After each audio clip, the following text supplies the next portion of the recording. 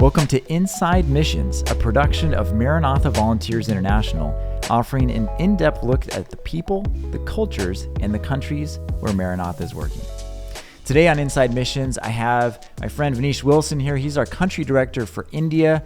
Vinish, welcome to Inside Missions. Well, thank you for having me here. So, Vinish, tell us a little bit about yourself, where you're from, why you're a Seventh-day Adventist, and what led you to work for Maranatha. Well, I was born in India in the Himalayan town called Dehradun, which is up in the northern part of the country. That's where I grew up. I grew up as a Christian, not a Seventh-day Adventist. My family belonged to Methodist Church, but I was sent to a boarding school. That's where I learned about the Seventh-day Adventist Church, and that's where I got baptized to be a Seventh-day Adventist. And from there, you went to Spicer College? No, not exactly okay. Right after that. Okay. I did my high school there, and then I went back to home because I was missing my home a lot. And I spent a few years in my hometown and did my graduation. Then I went to Spicer College to do my master's. And that's a Seventh-day Adventist university now. And that's where I finished my master's. And where and how did you get connected to Maranatha in this? Oh, that's a very interesting story. When we were at Spicer College, Maranatha came to our college and looking for translators to go out on a project called India 2000. And I was one of those 11 out of 11 that decided to go on a volunteer project as a translator to help the volunteers. And that was my first introduction to Maranatha. And what was India 2000? What was that all about? Oh, it was a project where we built 7 churches in 7 different locations, and we had, I think, around close to well over 180 volunteers from 14 different countries, I believe, at that time. And we also did a medical clinic, and I think then also a group of volunteers worked on the Mother Teresa's orphanage in Calcutta. Really? That time it used to be known as Calcutta. Now it is Kolkata. And that was a very humbling experience for volunteers as well as the people who were involved, like us. First time visiting an orphanage of that scale. Never even dreamt in my life about anything could be like that, you know. Did you see her? You know, good question. When I was, my first time that I saw Mother Teresa, I was 6-year-old. My grandmother, she came to our town in India, and my grandmother took me and my brother. We walked all the way from our home. It was around 4 kilometers, and to the church, Catholic church, and that was my first time I saw Mother Teresa. She was still like, hunchback, old lady, and walking, and she was coming out of the church, and my grandmother just took us there, and it was a very humbling experience because to see she was so much loved that there was not even a single space where people could walk, and somehow my grandmother pushed me and my brother, little kids, inside that gate, and then while she was going, she kept her hand on our heads. And in India that means a great blessing, if somebody puts a hand on your head. And so wow. That was my first time I saw her. That was the first and the last time I never saw her. And when we had the India 2000, by that time she had already passed away. Yeah. I couldn't remember when she. Wow. So you must have done a good job translating on this India 2000 project. They asked you to help in the future, or how did I guess so. That's why I'm sitting here today. So what did you do then when you were hired by Maranatha full time? I started working with the volunteers. That was my job. And when the groups would come, I would be like a volunteer support. And it was a great learning experience for me. I loved it, and I would, when the groups would not be there, I would just count my days to have a group come to India so that I can be back on the work. And it's the best thing that I have ever learned in Maranatha at that time. So it's been approximately 23 years. We're in 2023 right now, and this is being recorded. And you now are the country director for our operations in India. When you look back at that journey from being a translator to now leading our operations there, what are some of the big things that stick out in your mind of ways that you've grown as a person working for Maranatha? Some of the best memories that I have working with in these 23 years is seeing myself turn from black to gray. And that is because I have seen some of the life-changing experiences in the villages, in the towns, in the cities. When you look at the work that we did in Manipur in 1999, and then I go back and visit today there and see the transformation that has happened.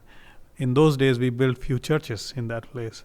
Now we go over there and see, with just at that time only maybe 250 members in that place. Now over 15,000 members in that state, and the transformation of seeing those churches into daughter churches, granddaughter churches, and ultimately that small mission field becoming a conference. Yes. Yes. And completely. And what we see is that 95% of the buildings, the assets that the conference has created over there is by Maranatha in that conference. So if you're not familiar with India, Manipur is in the northeastern part of India. There's actually a small little arm of India that goes around Bangladesh, and it's in this area of kind of, they call the northeast, and it's a unique area because it's very mountainous and it's hard to get to some of these places. And I was able to go there a couple of years ago and see how difficult it is. But talk about just getting our materials and our crew and the trucks and everything to all these different sites out there. Well, because some of these mountains are like 6,000 feet high. They're very high. Well, it is a task, a huge task. It's not that easy, No paved roads. No paved most roads of the time going up there. Absolutely Not smooth. I can tell you that. You have been there. Not smooth. You have witnessed it. And the good thing about when we go out and do these projects, we are looking at a bigger picture. Where there are no roads, absolutely, and there are places where we are taking our pickup truck or even a drilling rig on a truck, and then we are holding our trucks because there's no road, so the people are actually making road in front of us, And then you go to the site, and then you imagine if these people did not have water access. It is a great humbling experience. On the other hand, when you look at the difficulties, the team faces during those times, it would be easy. If you are doing this one for a profit purpose, you would say, oh, I don't want to invest that much money in this because there's no gain in it.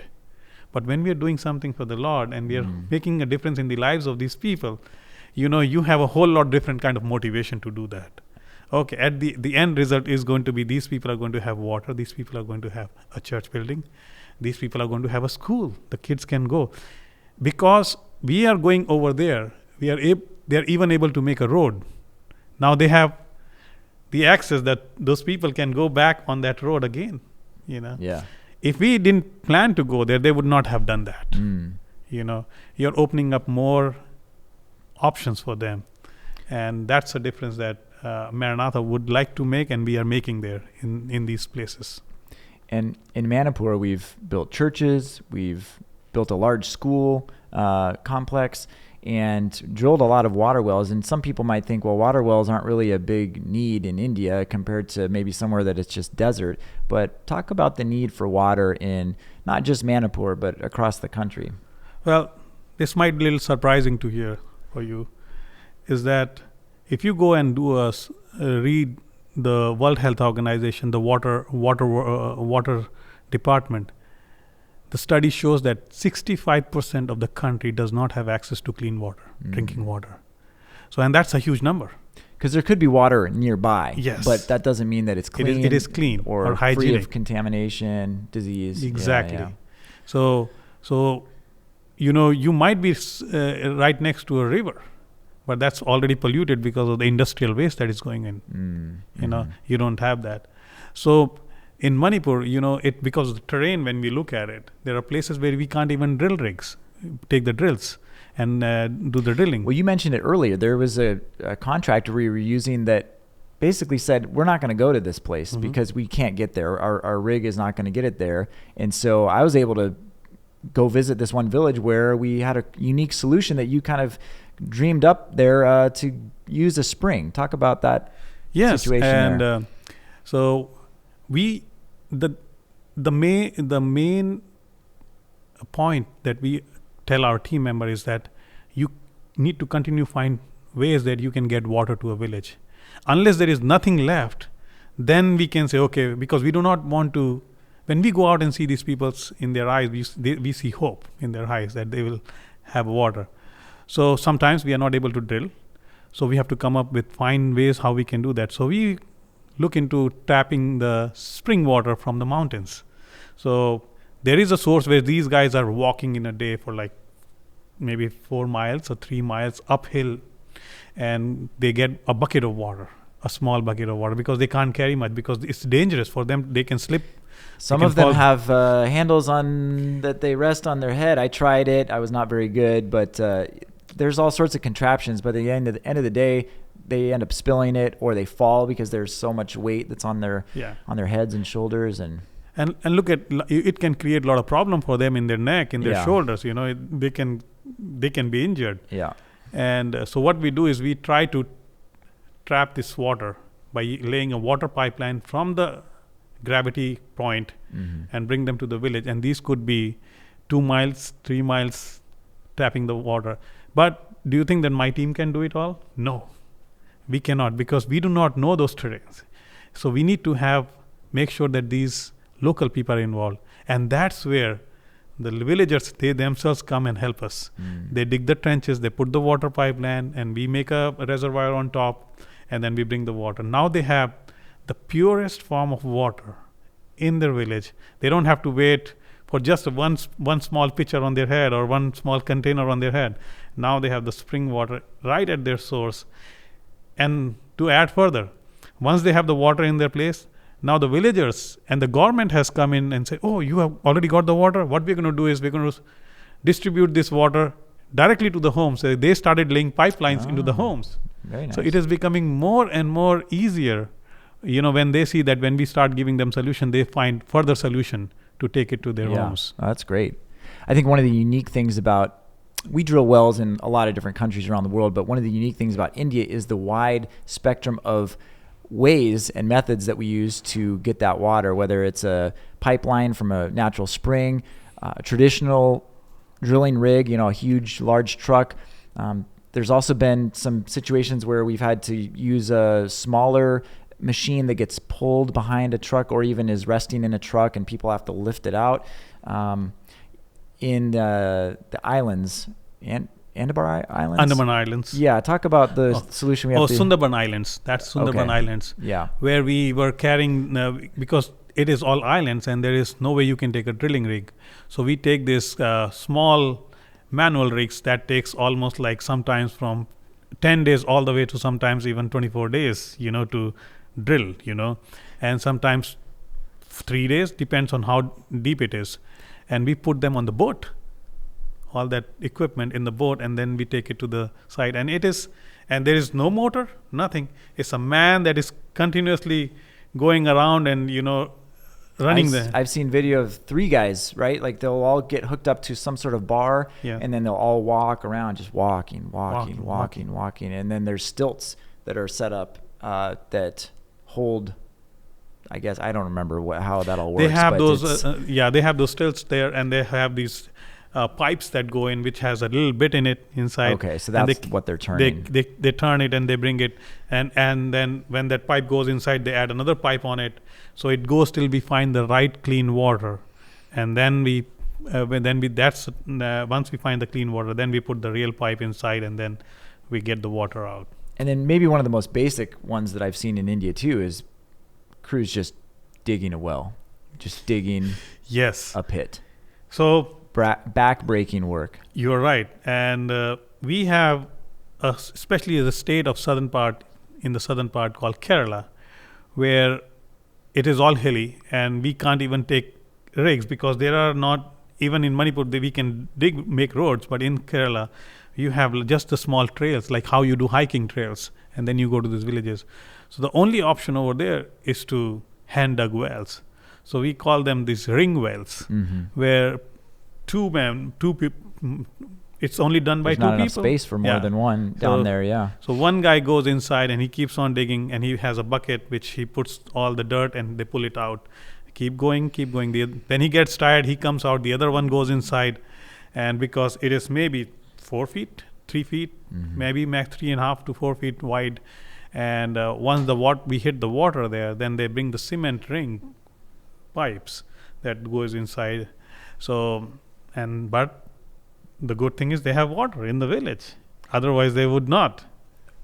What does water do for the Seventh-day Adventist Church, providing these water access points for these villages, for at the churches? What does it do? Does it raise the level of the Adventist Church in the minds of the people of India? Well, does it help with brand awareness in any way? What it is doing is like, it is creating a community outreach for the church, and the community is accepting Seventh-day Adventists as a church, which is a caring church. We have had people come out from different communities, different religions, different tribes come and say, "Oh, Seventh-day Adventist Church has a different name now. They call them Caring Church, because we care for people. We are breaking the barriers that some of you cannot use this well because you don't belong here. But Seventh-day Adventist Church is like, oh, it's open for everyone. Please come, be a part of it." It is also helping the people to know that if there is sometimes that we have a powerful living God, that actually when you really pray to Him, He answers your prayers. For instance, we drilled a well in a place called Narsapur in the southern part of the country. The terrain, absolutely rocky terrain, solid granite rock. And that village had already tried to drill wells, 30 places in the village, 30 holes, boreholes, no water. And we go there in that village and we start drilling the well, and 545 feet, we hit water. 30 places, no water. Now that is an example of prayer answered. And it brings people really close, and they know that now they don't have to worry about having, of who is going to drink from there, because this is open well for anyone can have it. Yeah. Well, that's true with the caste system in India. That's something that we don't really think about in other countries. But yeah, some people, whoever owns the well, wouldn't let a certain caste, drink from that well, for sure. Well, you talk about that story of answered prayer. I'm sure over the last couple decades of working with Maranatha that you've seen a few examples of God working some answers to prayer. Do any come to mind that you could share over the 23 years you've been working with Maranatha? Well, I probably have a list of them, but something that comes to my mind is many years back, I think I would say like 6-7 years back, I was in a village where we were going to start building a church. And we had a man who was probably like in almost like above 80s and somewhere between 90s and something like that. And we had brought bricks, we had everything ready over there, and we had a prayer of starting to lay the first brick, and this man comes to us and says that, you know what, my prayers are answered. I fought a Second World War in Myanmar. I was part of the army at that time, and that's when I got introduced to Seventh-day Adventist. at the border by one of the soldiers who was Seventh-day Adventist. He said that he moved here in this village, and he has lived all his life attending the church which was made out of bamboo. You know, and he said that he wanted to be a part of the building construction of the church, and then he was part of that construction. Every day, without failure, he would come, fill the water in those big drums that we had, water drums.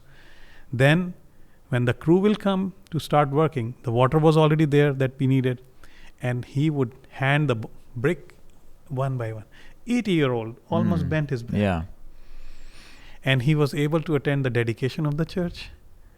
And after a year or so, he passed away. But he said that my dream is fulfilled. Wow. Now that was a really humbling experience. You know, he wanted to be a part of the church, building project. And I think some of those stories, when you come across in your life, you say, okay, may the Lord Jesus come soon, so that all these things can be settled for once for all. Yeah. Yeah. When you think back of all the years you've spent working for Maranatha in India, what, if you could boil it down to one thing, what is the favorite part of your job that you have? What gives you the most enjoyment of all the things you do? Okay, I would say a thrill.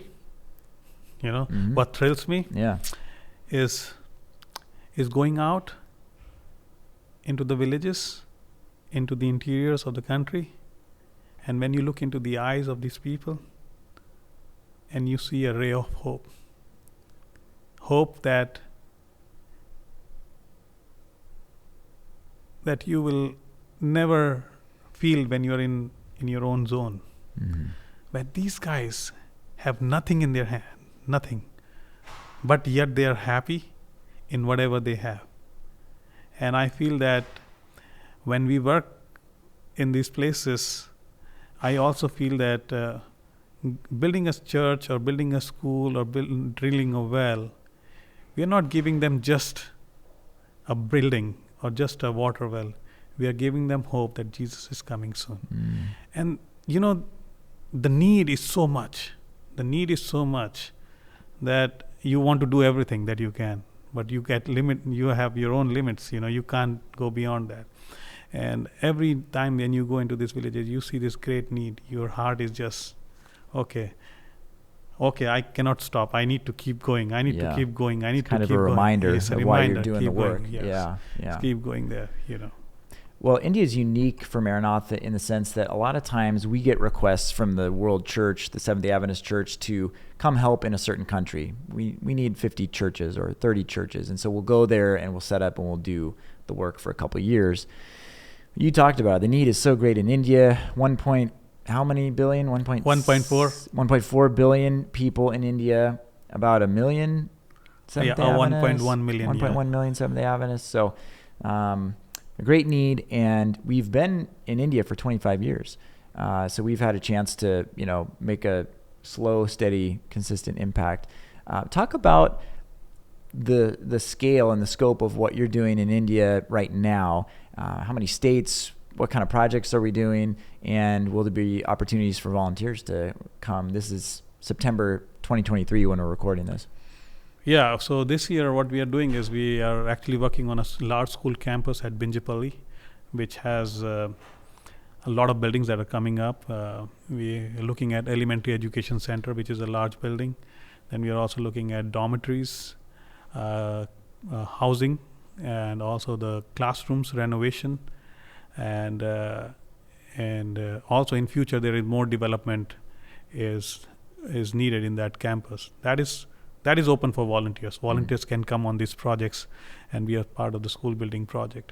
We are also Maranatha.org/volunteers. Absolutely. If you want to come on one of these projects to India. Come to India. And talk, what was the situation like at Binjipali before Maranatha started building these structures? Oh yes, that school is very unique in nature because it is like, you have a classrooms, that are turned into dormitories in the night, back to classrooms in the morning. And that's how they were surviving. Almost 190 plus students over there. Cafeteria is there was no cafeteria. Everything is open. You take your food in a plate and you sit wherever you can find a shade and you eat. Kitchen was like an old smoked house, and the lady that works in that kitchen has worked there for 13 years, and you can imagine 13 years inhaling that smoke that comes out of that place. And they absolutely nothing in that place when you look at it. But now we have added classrooms that we dedicated recently. Then we also added a cafeteria and a brand new kitchen for them, and the new toilet block. The lady who was in charge of the cooking, and you could see a huge big pearly smile on her face, like, "Oh, this is really good. And now I can breathe."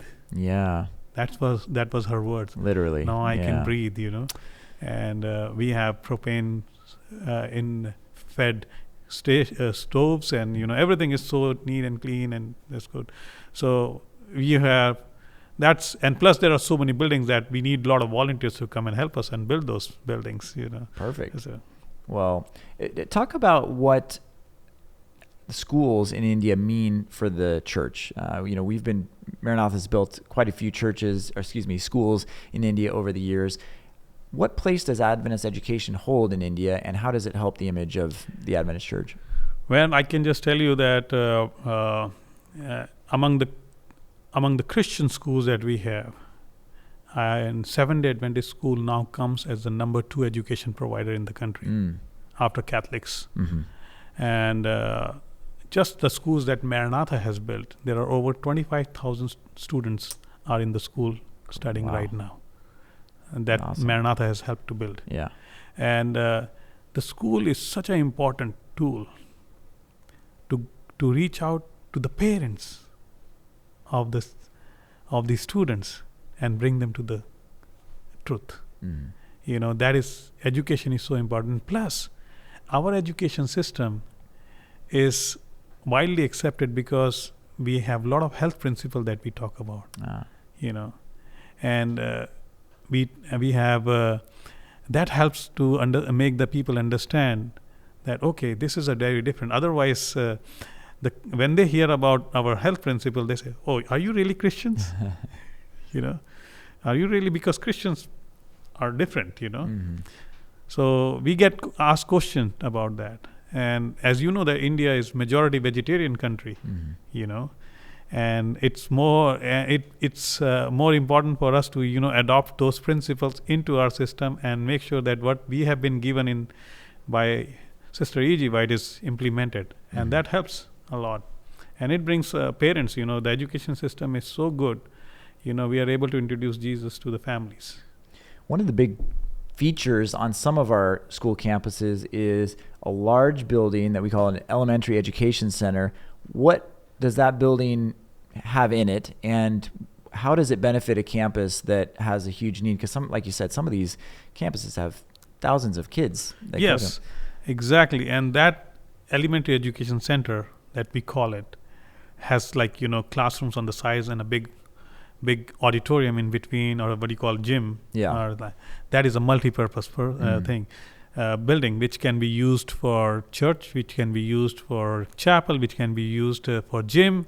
We have had schools where they have put badminton courts inside them, and it solves a huge problem for these schools which do not have a big place where they can meet centrally. Yeah. In some of the schools where we have learned that they would do it open air, and if it rains, they don't do that. They don't meet for assemblies. And these buildings have been like a wildfire in our country. Everybody wants this building because it solves their purpose big time.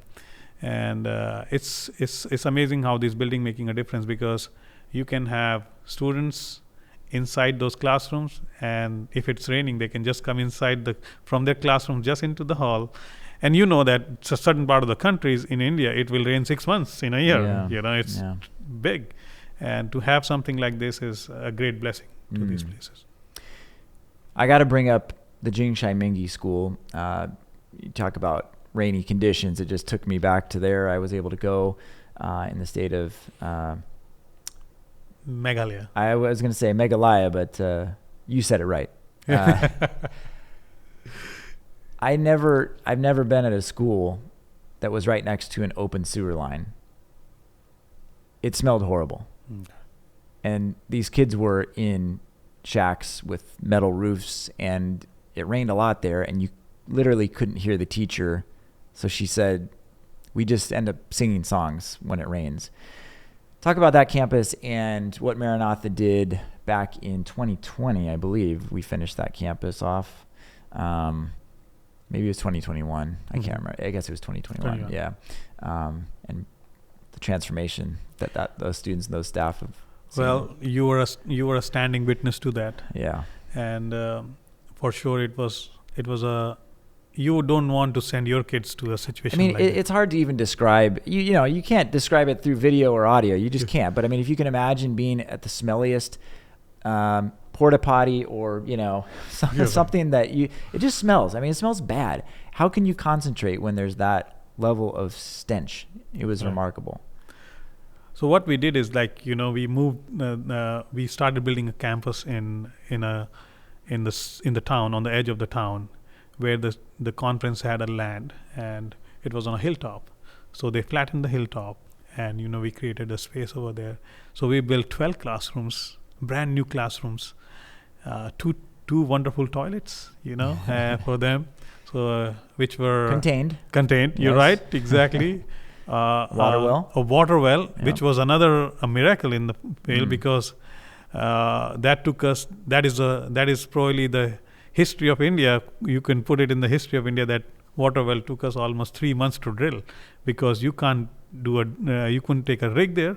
Yeah. And we had to do that one with hand dug well, and it was plus we had the permission to use dynamites to break the rocks in between. I remember that. Yes. Explosives. Explosive. Wow. We Okay. used explosive to crack the rocks. And were you the one pushing the button? Did no, you go I out wasn't. there? I was Okay. not even allowed to be there. They had that would be fun. I would love to do that.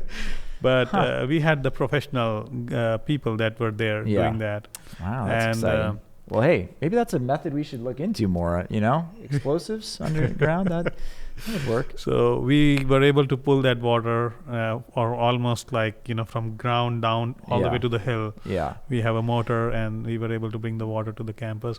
That campus is so beautiful. I was going to say, I mean, I haven't been to all the campuses. A small percentage have I been to, but just seeing pictures of other ones, I mean, it looks like you said it was kind of in town or on the edge of town, but it's in a forest, just outside of town. Like, there's beautiful trees, and then there's this view over the yes, you have valley. Pine trees all around it, and it's very beautiful. So just the contrast of where they were to where they are now is just one of the coolest transformations that I've seen. And now you have close to 500 students there.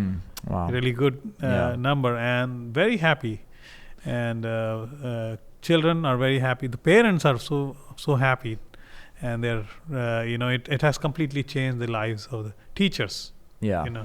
Yeah, absolutely. When I think of Jingshai Mihngi, I think of going in 2019. I believe I went in November. We had our first volunteer group work there on that hill in February 2020. And then March 2020 came. Yes. And everyone knows what happened then.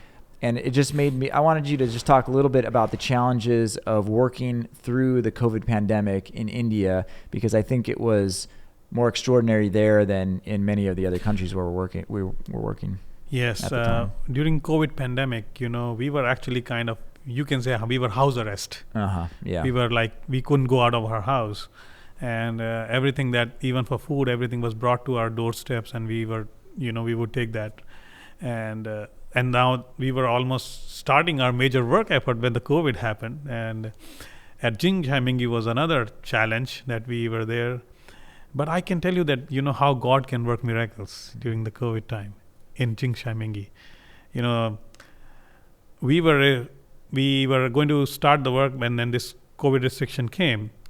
And now we have people already on the site So we go and request people if there is because it was already, as you mentioned, it is right in the forest area. There's nothing much around it. So we requested if we could start working on that.